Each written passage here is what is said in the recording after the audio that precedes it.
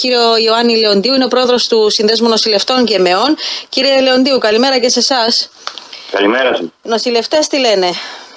Οι νοσηλευτές επιφυλάσσονται για την εξαγγελία του Υπουργού της Υγείας στην Επιτροπή Υγείας της Βουλής αναφορικά με το μην ηγεσί, μέχρι να μας ξεκαθαρίσει για την ακρίβεια τι περιλαμβάνει αυτή η πρόταση που δεν ήταν σε καμία περίπτωση κατά τις συναντήσεις που είχαμε μαζί του στο τραπέζι.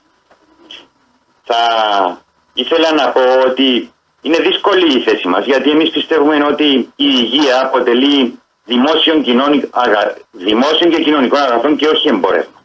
Έχουμε καταλήξει να συζητούμε για τα χρήματα και τις δαπάνες του τομέα υγείας, για τη φορολόγηση των πολιτών, έτσι ώστε να μπορεί το κράτος να αντεπεξέλθει στις απαιτήσεις της σύγχρονης κοινωνίας. Έχω πει ξανά ότι πρέπει να μιλούμε με όρους δόκιμους. Επένδυση στην υγεία και όχι δαπάνη. Κάθε σεν που δαπανάτε θα πρέπει να επιστρέφει στο πολλαπλάσιο προς όφελος του πολίτη και της κοινωνίας. Έναν κράτος πρόνοιας, κατά την άποψή μας, οφείλει να αντικρίζει τον τομέα της υγείας και την υγεία ως αγαθό, όπως και την παιδεία στο κάτω-κάτω. Υπάρχει αυτή η πρόταση φορολόγησης 1% των πολιτών και διερωτούμε πού είναι οι πολίτες να αντιδράσουν, τι θα πουν αύριο να προσθεθεί ακόμα 1% για την παιδεία. Αυτά προς το παρόν. Θα δείτε και εσείς σήμερα τον Υπουργό? Αλλά... Για να είμαι ειλικρινής και δίκαιος, είχα πάρει τηλέφωνο για να συναντηθούμε με τον Υπουργό της Υγείας σήμερα.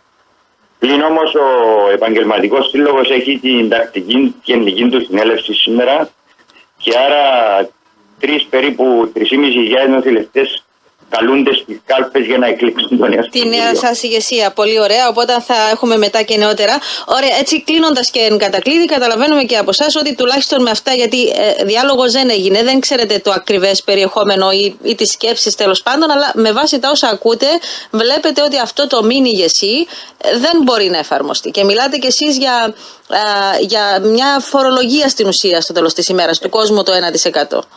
Με αυτά που έχουμε ακούσει, αυτό είναι το δικαίωμα μας δίνει να μιλούμε, κυρία Έλπη. Δεν θέλω να προκαταλάβω τίποτα. Θέλω να βλέπουμε τα πράγματα θετικά. Μπορεί να μας πείσει ο Υπουργός. Μπορεί και να μην μας πείσει. Με όσα ακούμε δεν είμαστε ευχαριστημένοι.